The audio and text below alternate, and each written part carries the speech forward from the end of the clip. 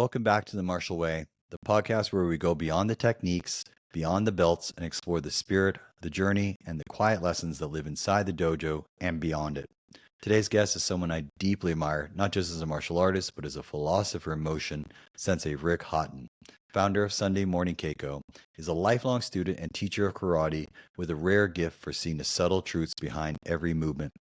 In a world that often celebrates noise and speed, Rick reminds us of the quiet power of precision, presence, and humility.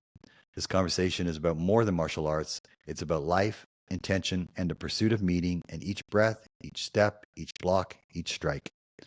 Full transparency, this episode wasn't without its technical hiccups, including a camera glitch mid-recording and towards the end, but I truly believe it didn't take away from the essence of the conversation. And I appreciate that Sensei Rick rolling with it, true to his style of karate. Let us know your thoughts in the comments, and who knows, maybe there'll be a part 2. The links to connect with Sensei Hotton are in the description. And with that, let's step on the mat together and listen in. I hope you enjoy.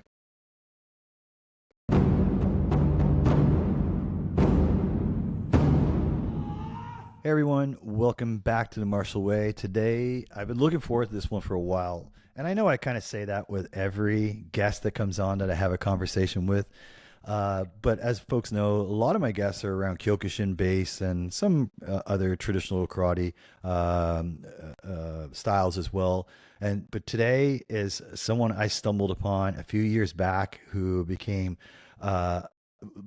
he's not even aware of it, but a huge inspiration on my own, is my own movement stuff. So Sensei Rick Hotton out of Florida. And I know you're very well known within the traditional karate world, maybe perhaps not some and other various styles like Kyokushin and stuff. So we'll get into that in a second. But thank you so much for taking time out of your schedule to join me for this conversation. I really appreciate it. Well, it's a pleasure, Scott. It's good to be here. Yep.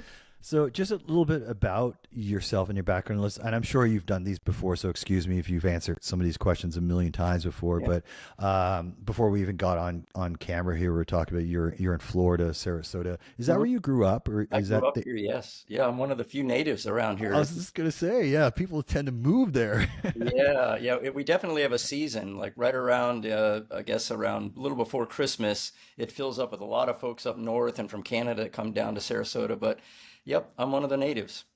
So what got you? So I without giving ages and stuff away, because I can kind of make a guesstimate. So I'm guessing you're probably in the 70s. You probably started getting into martial arts, and I'm just curious, like back then, what even being a young guy in Sarasota, like was it the Bruce Lee movies? What got you into martial arts? Yeah, okay. So I think it was part of the zeitgeist of the time. So I started in, I want to say officially, probably around 1970, around maybe October of 1970.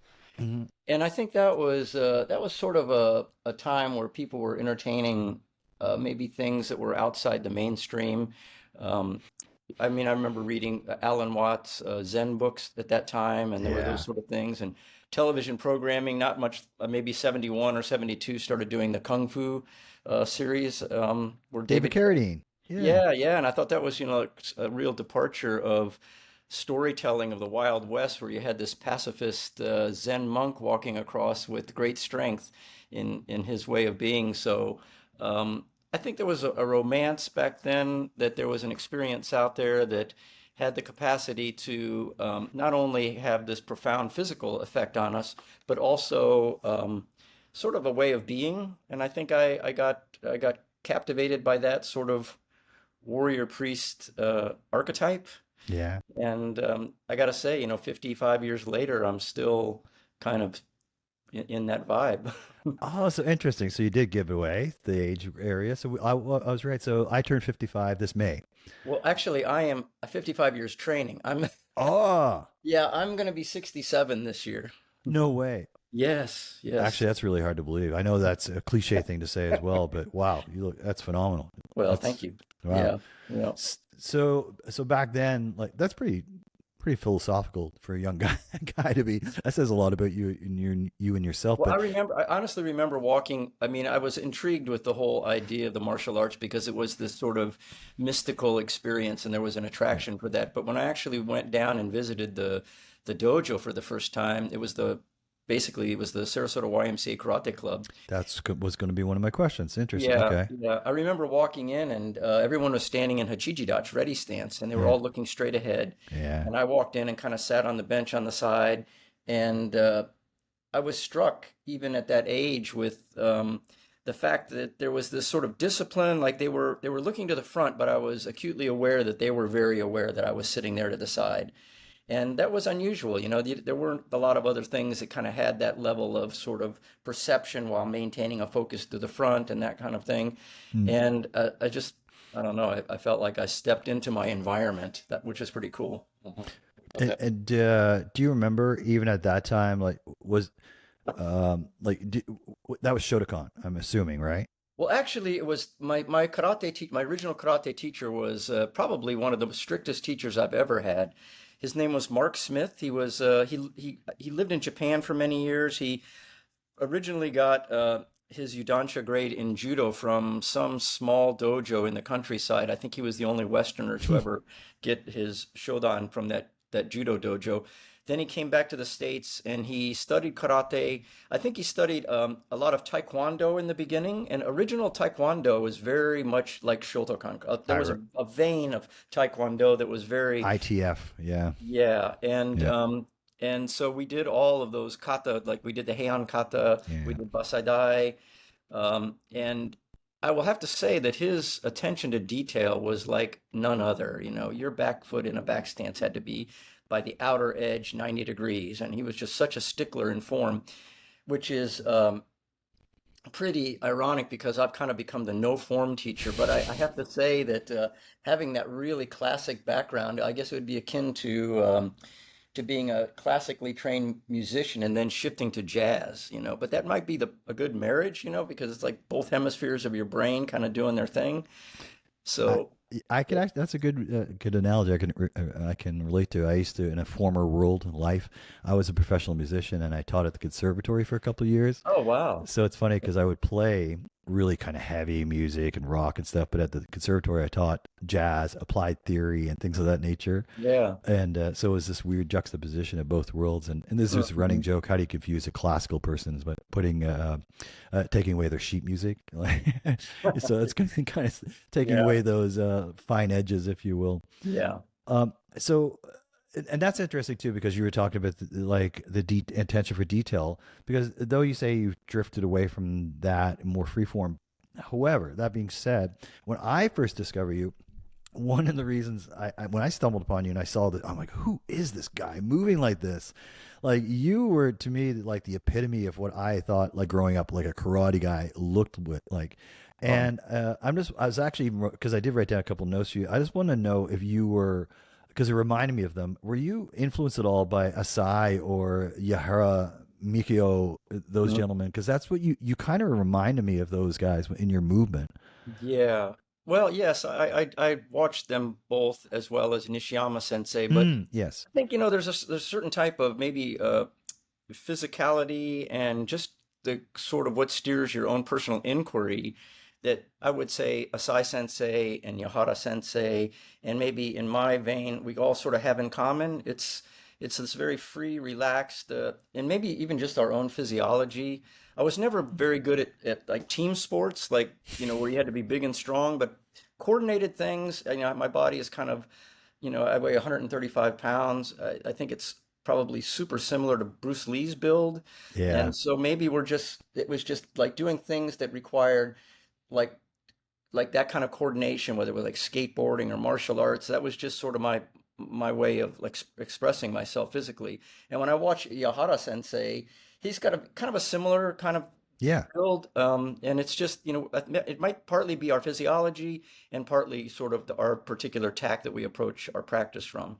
That's But yeah, interesting. Yeah, because I was curious with that, and I never thought of that. The body mm, type itself, would it be more yeah, indicative for that type of style to emerge from? hmm, And yeah, and I relate. I'm not a big. I'm actually cutting weight this week. I have a turn. I'm old, but I'm going to a jiu-jitsu tournament this weekend, oh cool, and so yeah. But I'm right now. I'm sitting here at 164 pounds. So and hmm, maybe that is another reason why I may have been drawn to you, because I too kind of move in that similar way. So I'm wondering now, you got me thinking now. How much of that is to body archetype and size? Like, would a 220-pound person still do that style as well? Well, I think everybody works with what they have. For example, there's another guy out there that's really skillful that I would put in the same category as Yahara and Asai, Steve Ubel, but he's a big, Hmm. tall guy. Probably, Yeah, I from yeah. I yeah, think I've heard you to mention him before. So yeah, I know. I yeah, think yeah, and yeah, he's got really he's lovely American karate. as well, right? Yeah. He is, and we're almost like the complete other end of the spectrum. He is almost the he's got a corner on sort of the Bible of karate. Like his technical expertise and understanding is just it's beyond reproach. I mean, he's there, and I'm sort of over here in the right hemisphere of my brain where it's like everything is everything, but I would say that that sort of the way he does his karate suits A, his body type, and B, his sort of inquiry as far as like where he's coming from as a person. I think that dictates a lot what you extract from this experience is sort of the questions, the quality of the questions that you're asking yourself. So when I look Hmm. at Asai Sensei's karate and I see this very free, robust, sort of uninhibited motion, this is also a very attractive quality to me. So, it's partly maybe our physiology, but then partly just what we're looking at to define our martial art. Mm. Yeah, that makes sense. Yeah. And it's still staying within that kind of time period. I mean, a Hmm. lot of people, as we know, and as you as an instructor, drift in and out and more out of martial arts. It's appealing at first, and then they, after a while, they drift out of it. What was it about it that appealed to you that made you want to stay? Yeah. Well, I think there's this Like where it really, stopped becoming a hobby, I guess. yeah, there's this compelling desire to search for epiphany, I think, at the bottom of it all, whether it's in technique or it's just maybe some realization of how what we do maybe extrapolates into life in general. And that sort of mystery of what's around the next corner has always been a compelling thing for me. Mm. It's driven my enthusiasm for my practice, and which is actually an interesting word. In theos is like in God. So Yes. it's like you feel that connection to your life energy when you're sort of in that kind of pursuit. So and then I guess the other thing would be that I train every day at some point I'm training every day and making it part of your natural routine and rhythm that if I'm not training, it's like you forgot to brush your teeth or something, I mean, it's a part of your life. Hmm. And I would go so far as to say there is a difference between uh, like practicing a martial art and being a martial artist. Like one is a fully integrated kind of way of Yeah. being. And I've always appreciated that and admire that kind of approach because I think it is a little bit transcendent. So, yep. Did that interest ever actually bring you to flights to Japan? Did you go to Japan and train at No, all, or do you? I've never actually never been to Japan. But I have been blessed with, it seems like at all the right times, and I'll go so far as to say it may not be coincidence. Certain Hmm. people cross your path, Yeah. and it happens oftentimes in the most subtle of ways, but it's just, you swim differently. For example, when I met my Aikido teacher in 2000, Matsugi Satomi Sensei, uh, I mean, my martial art just totally took a different trajectory at that point. And I was looking for probably something to ignite a different dimension of my practice and just sort of someone that would facilitate this thing in me to go deeper in my journey. And Interesting. so those miraculous things just seem to happen. And, you Yeah. know, I, yeah, I have to be very grateful for that occurrence. Yeah. I love what you said. Like coincidences, or is this Hmm. the Yeah. grand master plan? Hmm. Um, that's interesting around the Aikido. Was it Aikido itself, or this particular instructor, or Okay, was it a okay. combination of? Yeah, so how that happened, I had some of his students come and train with me, Yeah. and because they wanted to shore up maybe their karate, atemi striking skills. Right. And when they got all done, they said, "What can we offer for tuition?" And as I said, "No, no worries. This is just mutual respect for your teacher. And they said, well, how about we give you his book?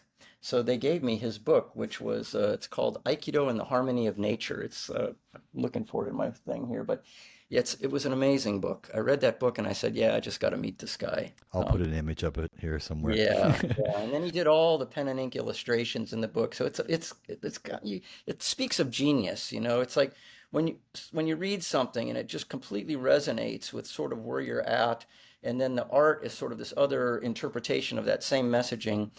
I just knew right then that I had to meet him, and so I ended up. One of his students came, Melissa Bell Sensei, and trained with me right around that time. And she said, so what happened? Satomi Sensei came to Sarasota years ago in the 70s. He's an Ushideshi to the founder of Aikido. So he lived in Hamburg Oh, at the dojo. Yeah. yeah. And he came to the United States and Sarasota. And then everybody from our karate class, they all quit karate and went and studied with Satomi Sensei. But I stayed with my original karate teacher because that was just the stubbornness of this young person. And so years later, Melissa Bell Sensei said, you should come to some of the seminars and hang out with all your old friends that did karate with you once upon a time, that are all now his fourth and fifth dan senior instructors. So I thought, well, okay, that sounds kind of cool. So I did. And as soon as I stepped into their, I got, of course, I would show up and they say, you should put a gi on. Of course, I put a gi on, at the next thing. And then Satomi Sensei sees me and he sees this karate guy. So he says, so then I end up being his uke for like 10 years. I was the guy that he would throw around because I think it made for just this amazing, this karate sensei attacks Aikido sensei, and then karate sensei goes flying. It was kind of, but there was something also kindred, I can't, there's something when I look in his eyes and I feel same from him.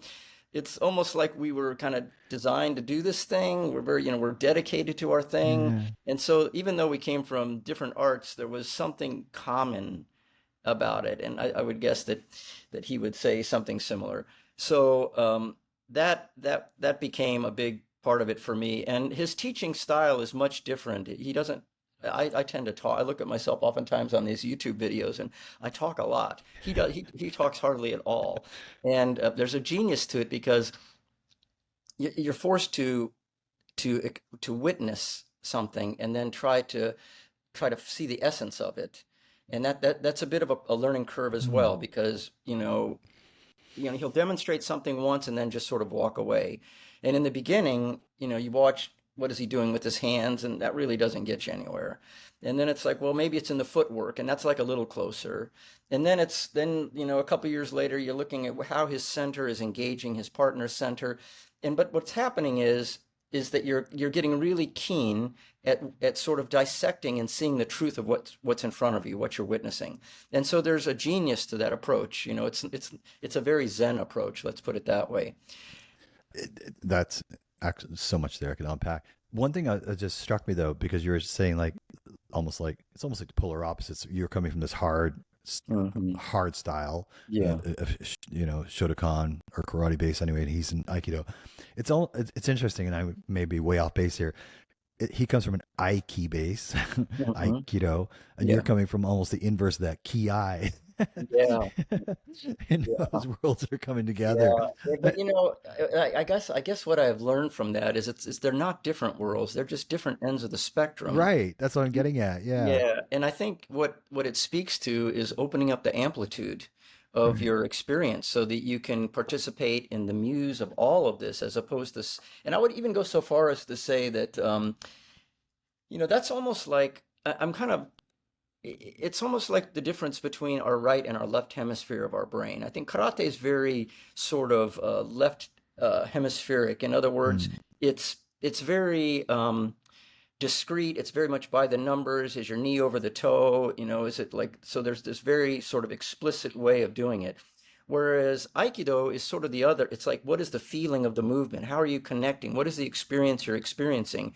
And I think even Carl Jung said that the best place to be is when you have both of those hemispheres in balance. And so I see it as a tremendous attribute to sort of aspire to that. So obviously then that it must have influenced your, like going right back to when we first started talking here, your style of karate use, though it was influenced maybe by your body type and all that kind of thing, that must have influenced it as well. Then Oh, yeah. Yeah, how has it? Would you say how did it end up shaping like your karate, like before getting involved in the Aikido Yeah. versus after being immersed in it? Well, the thing is, if we're talking about two ends of a spectrum, the reality is you spend most of your time sort of in the middle, right? Right. So what I did, I guess, there was some revelations. One would be that when you're doing Aikido, you cannot stop your movement at all. Like once you connect with your partner, you could think Right. of it akin to having one rock with a string tied to another rock. Like you have to have that constant connection. That's the Aiki part of it, by the way. I mean, Beautiful analogy. Yeah. that's the connection. Yeah. And you have to be very open to that sensation where you're leading the occurrence. In Aikido, they would say to some sort of resolve. I mean, it's all about sort of reconciliation. It's not necessarily, iken hisatsu, like destroy your partner or your attacker with one strike. Yeah. So that sort of informs the way you move. Like in karate, and I grew up in this, I did most of my karate training in the early 70s, and we learned there was no internet. We learned everything from a book. And so, putting your body in this position and then putting your body in that position, we tended to think that if we did that really well, then we were doing karate. But of course, it's misguided because It's it's robotic. really it's really in the movement that the Yeah. truth. You really have to find the quality of movement as opposed to the quality of shape. So I guess around that time, and I probably would have hit that on my own, but it was definitely a catalyst that movement, the quality of movement took over the priority as opposed to like the picture perfect position that you might see in a kata tournament or something like that. Oh no. Did I just lose my what? I can still hear you, so we're Yeah, still but good. it's not good. I want to Hmm. see if I can. Hmm. Yeah. Um, sorry. So I got to try to backtrack now. We're Yeah, with I that can pick up. interrupted. Hopefully, we'll blend it together though. But we're talking about the influence of Aikido on your karate, and then we're talking about shape. The way that you would learn more statically, and then the essences between those movements. And I had so much stuff actually. That's why it sucks that actually interrupted there because And then, I want to ask like how even in that like the difference, and I can even visually see it like how karate has changed over the decades, yeah, like even for you, and why do you think that is? Like, why has the look even changed? I guess there's a two-part thing. There's that, and then also I do see a lot of people who are still very, very focused. I mean, you see kata competitions and all this, uh, stuff, which it's beautiful, it's uh, elegant, and it's uh, whatever. But I'm wondering how important is that to the essence and practicality of the movement, what it's intended for? Like it seems to be this fine dance. Okay, a dance. We yeah. want it to look pretty and look aesthetically pleasing, Mm-hmm. but what's the importance of here? Is it this movement meant to either defend someone, or you know what I mean? Like I hope Yeah, that makes sense. yeah. Okay, so well, one of the things that Satomi Sensei says oftentimes is he says it's not I body do, it's Aikido, and what I think he means by that is that it's not really found necessarily in the peripheral, the technical part of it. It's found in this feeling of connection to what you're doing, and when you put that first, it sort of reframes what you're doing. And like if I go back to what I was saying earlier, then it was more like the quality of movement that was important as opposed to the shape. And then that quality of movement and that sort of fluid action, or they would call masubi, or the blending with your partner, that started to round off all the hard edges. So karate, like if you look at tournament karate, oftentimes it's this very precise where people are moving really quick from one position to the Yeah. next, and aesthetically, it's very appealing to the eye. But I think what you want is you want a little bit of that feeling of tugging on that rock and pulling the other rock with this. You want this feeling as you're going through. So it's not necessarily a performative thing. It's really a sense of connection thing. So when I started placing that as my priority, it absolutely began to inform my movement. And I think maybe the success of the YouTube channel is that people recognize it as Shotokan karate, but there's this other thing that's kind of underneath that's Yes. informing the movement. And so it's maybe that's the part that's intriguing enough that people pay attention to the channel. But it's just my own personal inquiry, and I'm hoping that when I'm 10 years from now when I'm going to be like 87 that I'll have something else I'm going to be working on. So, I think it has to continue to evolve as you evolve as a person, as the zeitgeist changes, as, wherever you are in your personal inquiry. I think the things that we create represent us at that point in time. Hmm. So, yeah, And the YouTube channel, was that did that start around Sunday Morning Keiko? And if so, like what was the Genesis. catalyst for that? Yeah. Yeah. Okay, so I probably would have never done that because if you were to know me, I'm actually an extreme introvert. Okay, but one of my Same. students, maybe about 11 years ago, said, Sensei, you're getting kind of old, and just in case you croak on us, we probably should have some documentation of your teaching. And I was pretty resistant because I so don't want to be the person to tell people how to do their karate. I think there's a lot of people out there that say it's this way and not that way, and it's just like, that kind of is not my thing. But he said, no, maybe what we'll do is we'll just kind of shoot it like you're observing it like a fly in the wall in a class. Hmm. And I said, okay, I'm okay with that.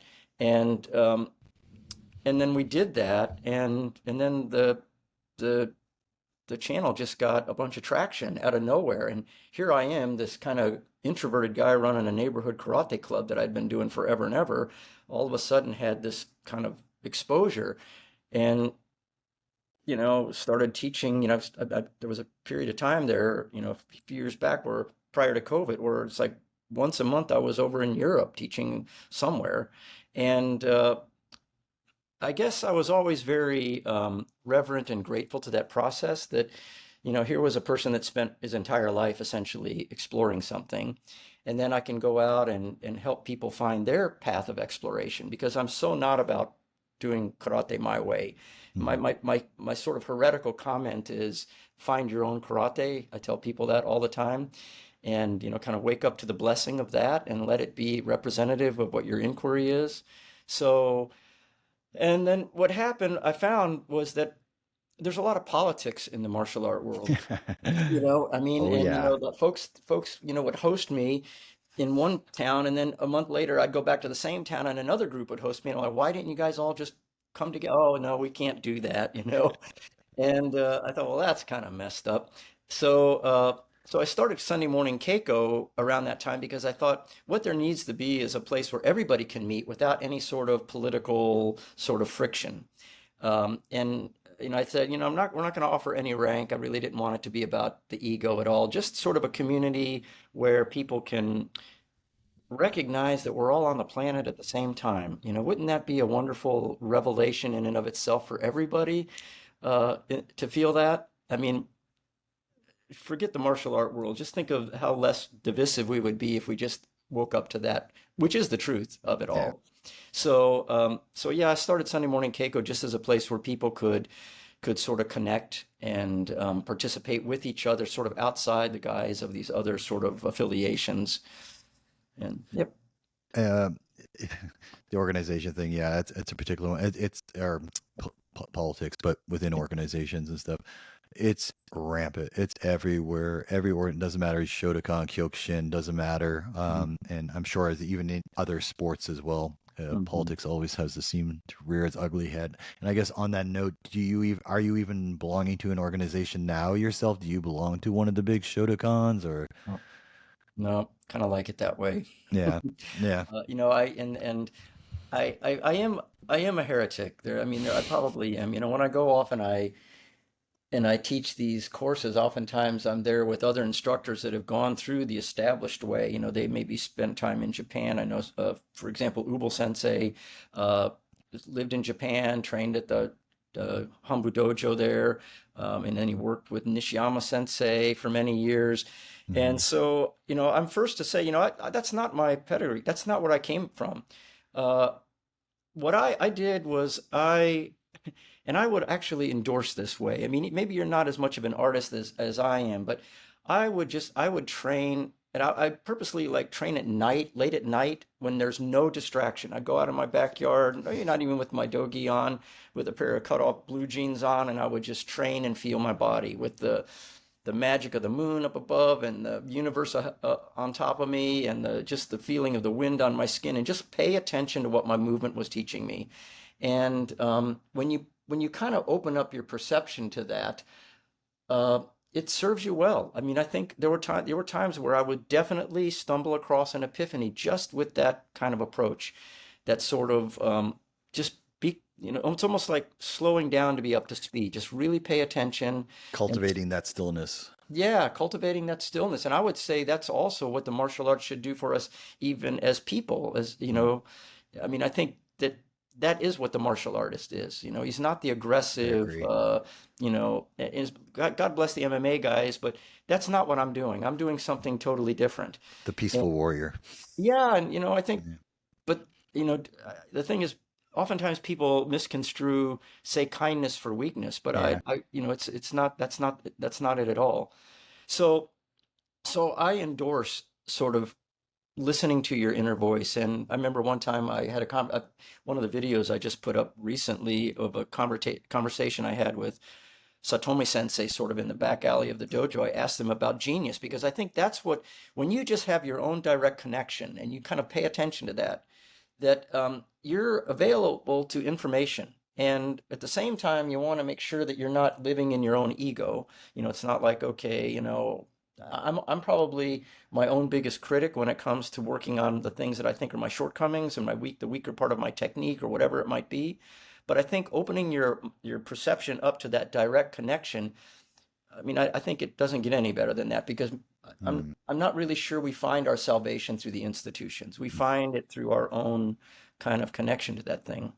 So without it's a really beautiful way to think about not just karate, but like martial arts in general. But I'm going to be really blunt. There's been a massive Americanization, or Canadian, in my I think, of karate and martial arts. I just wonder what your thoughts are on that. Like everything from the colorful gis and the flashy screaming and all this Yeah. stuff.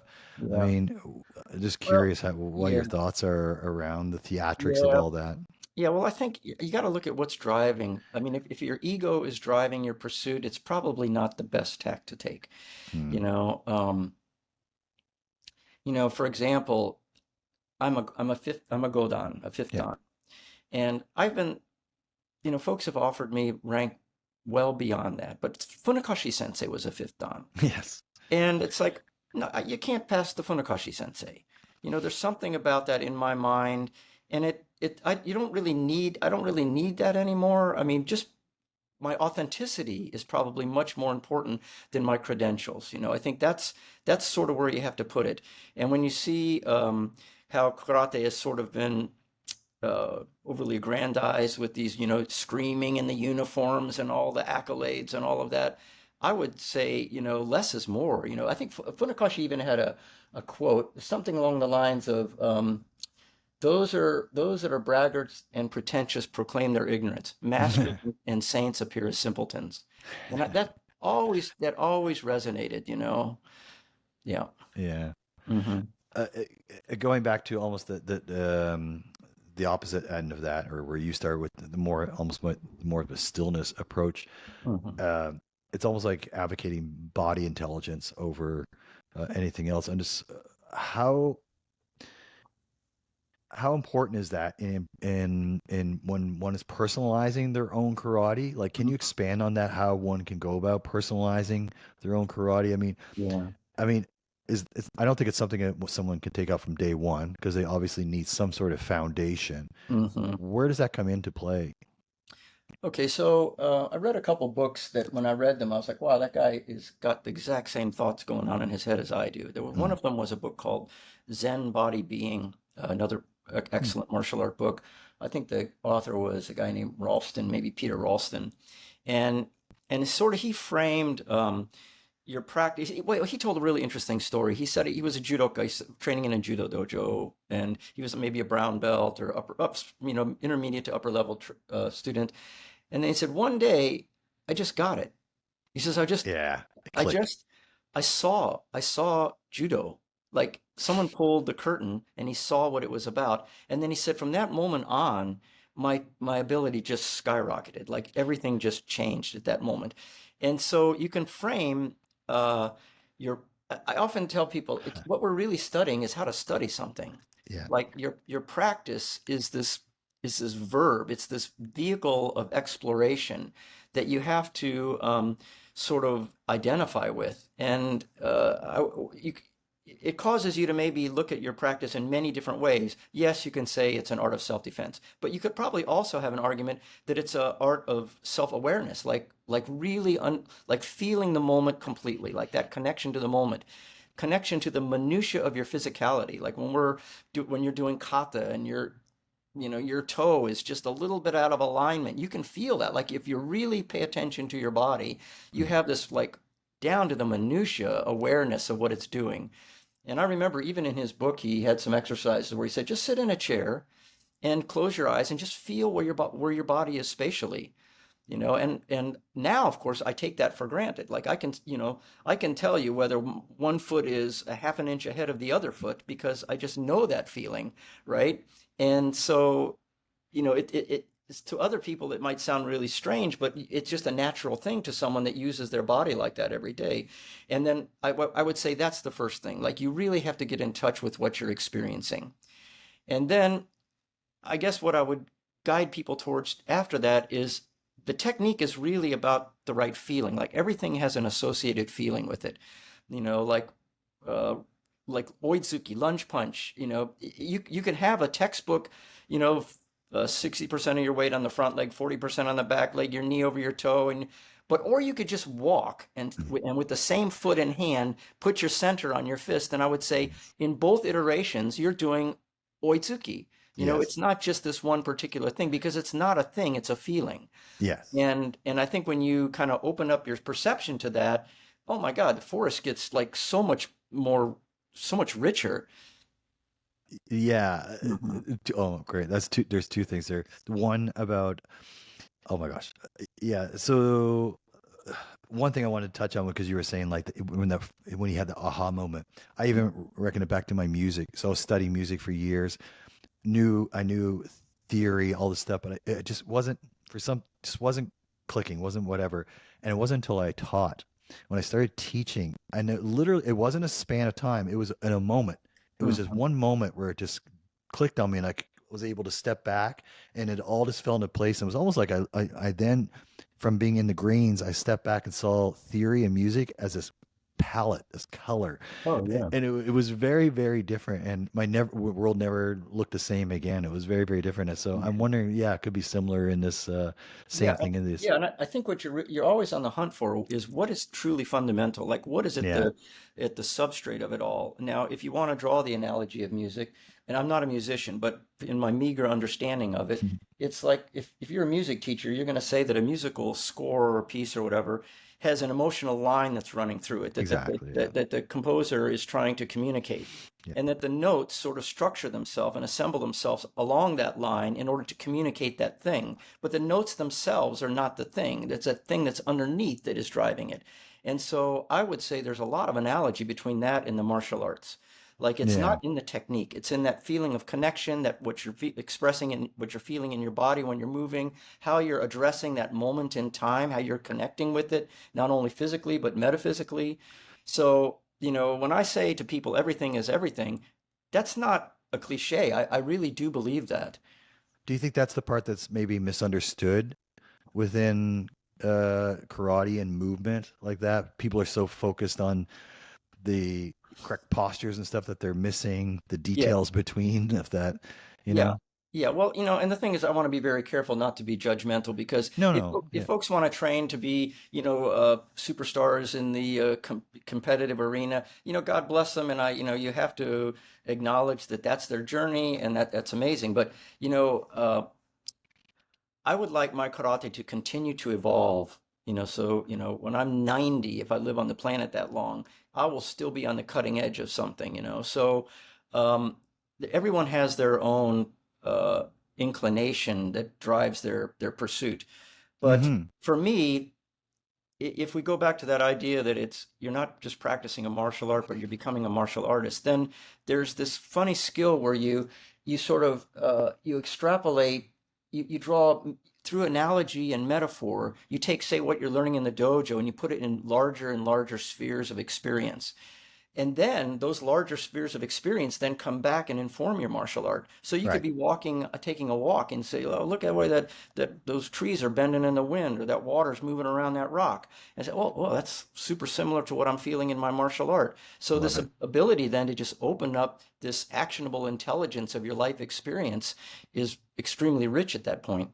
So you've been training now, again, I don't want to date you and age you, but like over 50 years now Yeah. in karate.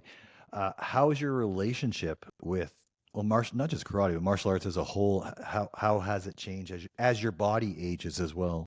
Yeah. Okay. So, I look back at once upon a time around the late 90s. I had like a little least access television show where I was trying to. Oh, cool. I Yeah, remember those. the Those were only great. reason, well, the only reason was I was trying to push back against pop culture. A lot of people wouldn't take karate because it was all about breaking boards or, Right, right. something awful and violent in the media. And so I True. started this show. It was just like me and my little camera, just to let people say, well, no, it's not that at all. And you're the housewife and the kid and the dad and all, some older folk can come in and train and find a meaningful experience. So, but I'm getting at is I can look back at those shows and I said, wow, my karate was extremely athletic back then. I mean, I was really steeped in my physicality, but I Right. see flaws in the technical side of it. Like there's more, I would say, it there's more precision maybe and less athleticism. There's more feeling in it and less concern with shape. So the arc of a karate practice is not, it doesn't apex when you're at, I think, your athletic prime. I Right. think it's the convergence of that arc and your life experience arc. And a transformation and process that's happening throughout all this. Yeah. Yeah, and I think that's the beautiful thing about our practice and what I would, like for example, I had a guy pick me up a couple of years back, driving me from the airport in Copenhagen or something, and he was saying he was a little about my age, I guess, and he had a couple hip replacements, and he said, I wish I was that guy once upon a time that I want to get back into doing kumite like I did, and I was thinking in my head, dude, you're not that guy anymore. And the Hmm. horizon and the frontier that you could be traversing right now is Interesting. just as rich. Yeah. It's not the same one that you don't want to go back over that ground. There's other horizons to explore. Now, with that said, I try every day to maintain my physicality because this is one of the beautiful things about what we do is it challenges our nervous system. It keeps us in Yes. shape. I mean, I'm kind of obsessive about that. I do like 100 of everything. I'm always 100 push-ups, 100 this, I 100, relate. and it's just I will not go quietly into the night. That kind Yeah, yeah, I relate. of I say I just keep going till the wheels fall off. yeah, and when I do, like for example, I teach these Zoom classes here. I teach about 8 Zoom classes a week from folks all over the world, and a lot of them Yeah. have been on this call forever. And a lot of the folks are kind of older, and I think, never did we know that karate was going to serve us as we got older, like we're going to still be training, still challenging our nervous system. When you go to the doctor and they say, "Have you fallen in the last month?" I'm like, "Yeah, I take ukemi like all the time in my dojo." So I mean, and this is self-defense. I mean, Yeah. that's what people have to understand. That the bad guy may not be the person lurking in the alley. It may be the fact that you're sitting on the couch. So That's true. The back eye could be the banana peel. How you take that stumble. When yeah, when you're doing these, like whether it is the Zoom classes or even like you said going to overseas or Copenhagen or whatever, what is it I mean, you're there teaching physical movement, of course. I'm sure I haven't been, but I'm yeah, assuming, and you're perhaps dissecting things. But what is it that you're hoping people walk away from um, those events with? yeah. Well, and I would say it's same with the Zoom calls here. So there's probably two things in particular.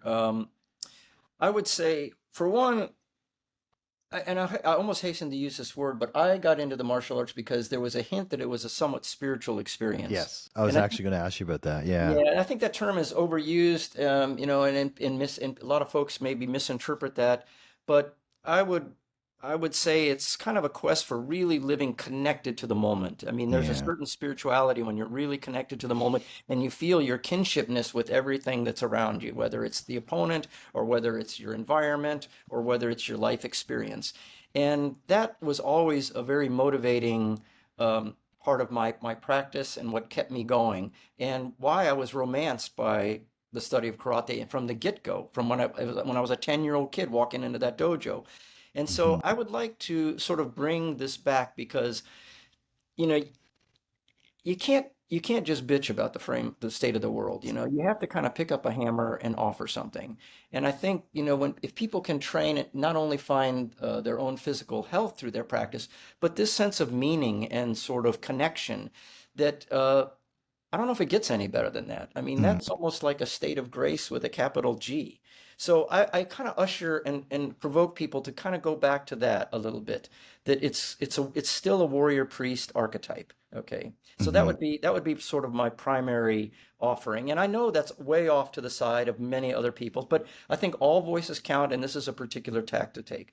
The second thing is when I go, I think, well, in my practice, what were the big steps up? Like what were the major epiphanies that caused me to just do things, to swim differently, in other words? Hmm. And so you can't really walk someone's path for them, but you can show them these shortcuts. Like you can give them these sort of, I would almost say it's in the realm of provocation Right. that causes them to sort of make that leap on their own, and take that next step up. So shortcutting someone's practice by saying, "Hey, there's something really cool over here. Maybe you might want to look at that."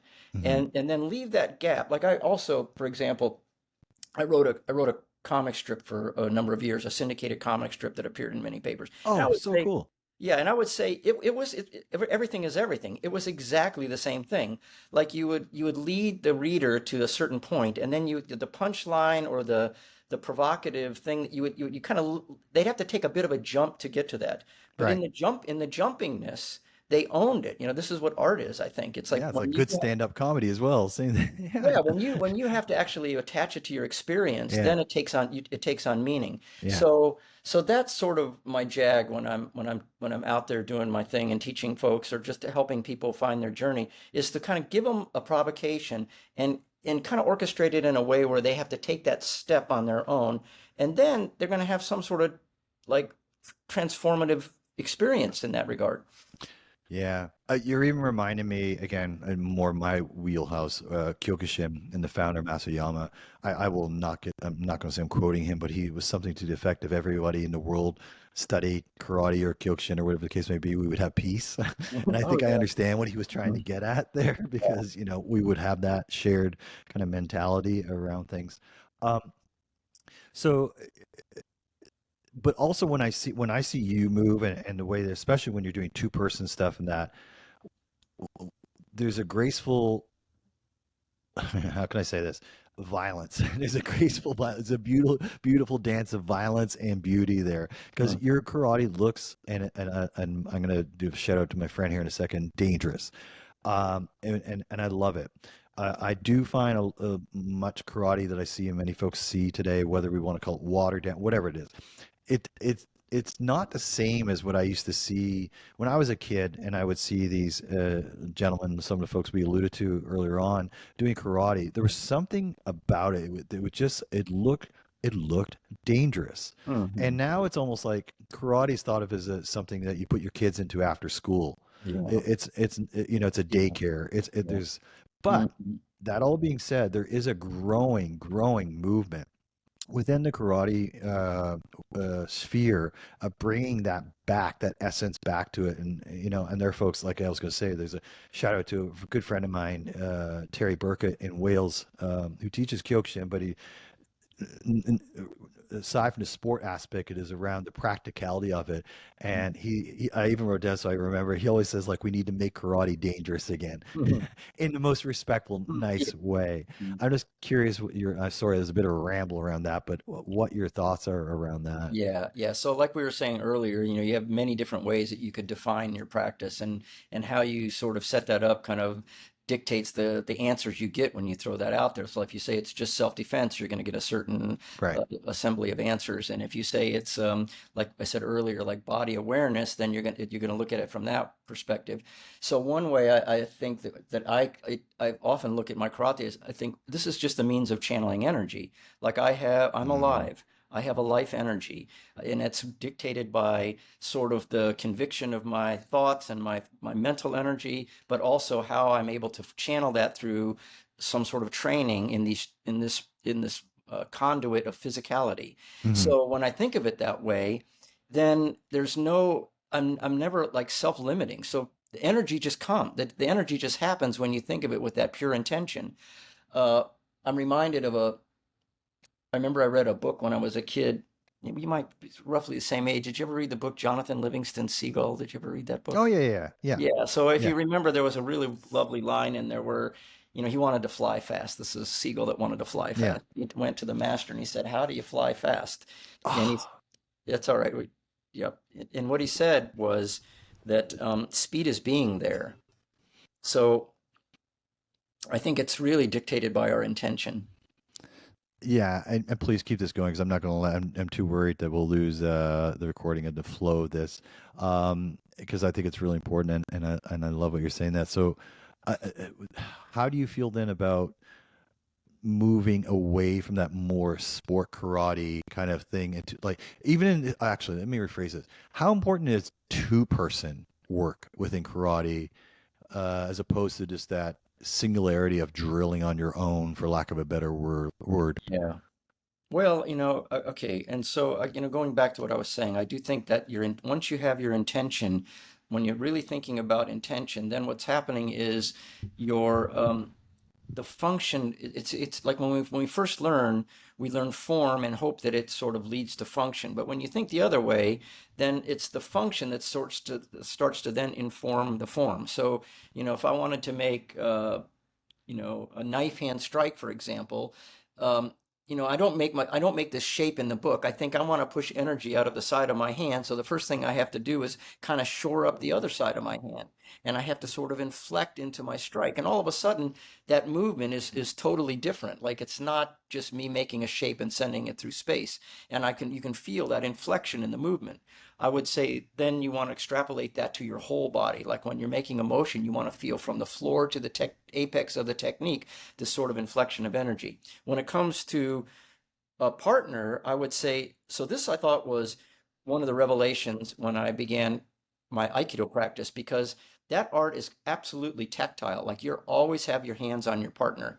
And so you start to feel this ability to kind of like in karate, if you're just practicing on your own doing kata, I would argue that your form isn't what people see on the outside. It's this internal line that you're drawing in your shape that's driving energy into the technique. And no one knows that except you and what you're experiencing. When it comes to training with a partner, say in Aikido, it's then how do you take that line and you push it into your partner's shape? So it's like this, there's like, and I go back to again this term called masubi, or this marriage of your movement with your partner's movement. Now that has a spatial component to it, it has a timing component to it, it has a tension and connection of your center to your partner's center. So that's a whole different repertoire of sensibility now that's informing your motion. So I would say you need both. And the beauty of karate is that I can come up here and train on my own and feel my technique and that sort of thing. But I don't think that, you have to at some point engage the partner, because that's the aiki of it. That's the connection to another, or in a broader sense, just the occurrence. It's your connection to that. Hmm. Yeah. And I apologize again for the technical stuff. Hopefully, we retained all of that. Um, and so I don't want to occupy too much of your time, but before we're going, I just want there was I had it wrote down kind of I called like legacy questions. So and unfortunately now I'm in my laptop camera, Yeah. so hopefully it's all coming out. But okay, but uh, these are not necessarily about technique or anything, but they're more just about the person that's behind the belt, if you will. So if well, I'm curious, if you could go back in time now and whisper something into that white belt's ear, you as that kid in Sarasota, what would it be? Oh, wow. Um, well, I think there's this, when you're younger, it takes a while to believe in yourself. Hmm. I think there's a thing there, to have confidence that your inner voice, although you want to like always be critical and sort of very careful of things like your shortcomings at all. But I think it's really important to listen to that inner voice. Find that as soon as possible. And I even think that's what a good dojo does. Like when people come to a dojo, if I'm sure you have the same feeling, it's a space where people can sort of be themselves, uh, bringing whatever their prior life experience was, and yet there's going to be this unconditional acceptance. And I'll go so far as to say is there's a love component to that, Yeah. where people are pushed to their limits in oftentimes pretty strict ways. I mean, when I was a kid, I loved it, those really strict classes. But at the same time, there was this acceptance and encouragement to believe in yourself. And I've always tried to run my dojo that way. So, people from all walks of life can come in, and no matter what their prior experience was or what brought them to the dojo, that it would be a supportive environment. And I think I never had children, but that's probably what you'd want to instill in a child. Like Mm, like be critical of the world around you, but at the same time have this strength in your inner voice and this authenticity of your life experience, and mm. and let that guide you more than anything. Like pay attention to that. So So would that be like if I would say what's the most important lesson that martial art taught you outside of the dojo? Is that wrapped up in that, or is that yeah, something? yeah, So, yeah. I think I mean, I don't want to sound all religious or anything, but I think we all came from some source, whatever that is, whatever yeah. you frame that, and we probably spend a lifetime trying to get back to that thing. Like we feel intuitively a connection to that thing, and so what I've been blessed with is that I found a pursuit, and you could probably find it in music. I mean, if you were a Beethoven or a great lyricist or whatever, I mean, basically you're trying to communicate some truth. And what is that truth? Where does it come from? Why is it that it speaks to all of us? How come a folk artist can create some sort of creation that touches us when he never went to school Yeah. or never went and got a fine arts degree? He just did something, right? Mhm. And I think finding that level of authenticity is maybe an attempt to kind of get back to the source. Hmm. I love Mhm. that. Mhm. Was there ever a moment along your journey that you ever felt like throwing in the towel and walking away? Oh yeah, I mean, well, of course. I mean, I've gone through a ton of injuries. I could tell Mm. you, and I had a very severe arthritic. I had an autoimmune disease in my late 20s and early 30s where I could barely walk. I mean, and I worked my way out of that thing. I mean, by meditating, by changing my Wow. diet. I mean, literally, my rheumatologists, when they saw me, I ran into one. He goes, "Good Lord, Rick, you're walking." And so I like did a split, and he's like, "You've lost your mind too." But yes, so there's many, and I had a friend of mine one time who was not long ago. He's a bread maker in San Diego, and he called me up and he said, "Do you ever feel like not feeding the yeast?" Which basically was, "Do you ever think about just quitting?" Yeah. And of course you do. I mean, the thing is that, but overcoming those times is just as powerful as having a technical expertise. Like you have to 100%. negotiate around those times, and it's always having an optimism. Like I could have easily, there was literally like 2 or 3 years there where I could barely walk. I would unlock my dojo, I'd sit there and I'd teach my class just sitting there. But the Wow. optimism, the idea that I will get through this, even though I'm struggling right now.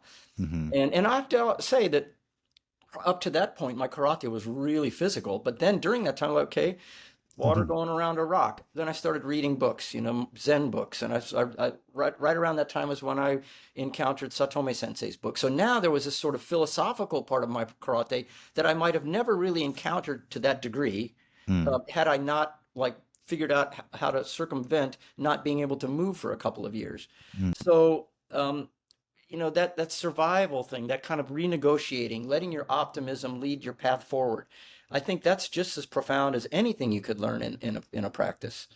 So when it's all said and done, what do you want your legacy to be? Like not just only in the dojo, in and out of the dojo. What do you want your legacy to be? Well, I got to tell you that I get all sorts of comments on the YouTube channel. Everything from "I love his karate" to "Good Parisian street fighter would kick this guy's butt." You know? And you just have to. That it just is what Yeah. it is. I mean, people Yeah. give me a hard time about my haircut. I mean, whatever. But I have to say, even the guys, even the folk guys and gals that have something really positive to say about it, it doesn't really stroke my ego that much. But what the the comment that I really dig is when someone says that they're inspired by something, and I get that Mm. quite often. Even in my Because case, you it inspired me. well, the thing is, it doesn't talk about me at all. It's about something you found. Yeah. And, I never had kids, but that's the ripple. Like if you can inspire someone to kind of ignite that energy in themselves, that is your push back against your mortality. Like Hmm. that's your existence sort of resonating out into your environment or the universe or whatever you want to call it. Hmm. So that in spiritus, I think, if as long as YouTube is around and or whatever, or even the folks that you've touched that now touch other people, and just say, hey, wake up to the blessing of your life, dude or Yeah, gal. it's a ripple effect. Yeah, and believe in that and rejoice that we're all here at the same time and that was a miracle we all probably once understood but somehow have forgotten. Like Mm. live in that space. And yeah, Mm. that I don't think it gets much better than that. Beautiful. All right. Let's leave it there. That's All beautiful, right. Andy. I do apologize for the technical hiccups, of course. It's hard to plan around that kind of stuff. So hopefully those I just got to segments show you didn't this get. little critter right here. It was like It's awesome. that's the greatest. I got five of them. I go downstairs. I got four of them that live downstairs, and as soon as I go downstairs, they're on my shoulders. They're like, I love it. yeah. Like you, I don't have kids myself, but Mhm. we're into rescuing, so I have three rescue dogs. Oh, cool. Yeah, That's great. and I'll let you know for sure when this is available, and hopefully the parts that got cut there, they're salvage. I'm Okay, cool. praying that they were. I will No let you worries. know for sure. I want to thank you for your time. I know. I think this is really great, and I think people same thing, and leaving that legacy. I think this is going to inspire a lot as well. And who knows, maybe we'll do a follow up to it if the interest is there. But thank you so much, Yeah, it's my pleasure. And I saw Sensei. that guitar back there, and I just picked up a classical guitar, so maybe you can be my guitar sensei one day. Touche. We could have the same conversation. I'll just ask you the question. Fair enough.